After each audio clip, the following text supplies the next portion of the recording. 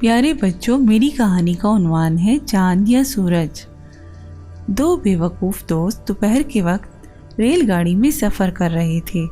اچانک ان کی نگاہ کھڑکی سے سورج پر جا پڑی، جو بڑی آب و تاب سے آسمان پر چمک رہا تھا۔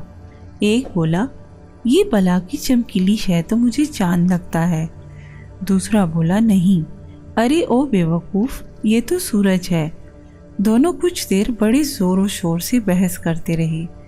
ایک اسے چاند کہتا تھا اور دوسرا سورج۔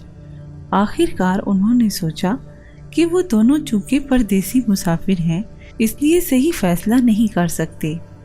جب گاڑی اسٹیشن پر رکی تو دونوں باہر نکل آئے۔ انہیں سڑک کے کنارے ایک آدمی بیٹھا نظر آیا۔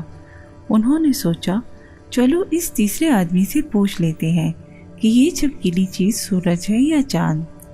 چنانچہ وہ اس آدمی کے پاس آ کھڑے ہوئے اور بڑے ادب سے بولے، بھائی جان، ہم دونوں پردیسی ہیں، اس لیے یہ فیصلہ نہیں کر پائے کہ آسمان پر سورج چمک رہا ہے یا چاند۔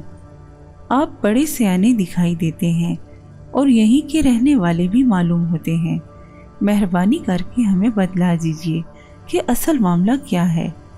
وہ شخص بولا، بھائیو، آپ کا سوال بڑا مشکل ہے۔ میں اس کا جواب اس لیے نہیں دے سکتا کہ میں خود پردیسی ہوں اور نہیں بتلا سکتا کہ یہ چمکیلی شے سورج ہے یا چاند۔ ویسے بھی آسمانوں کی باتیں اللہ ہی بہتر جانتا ہے۔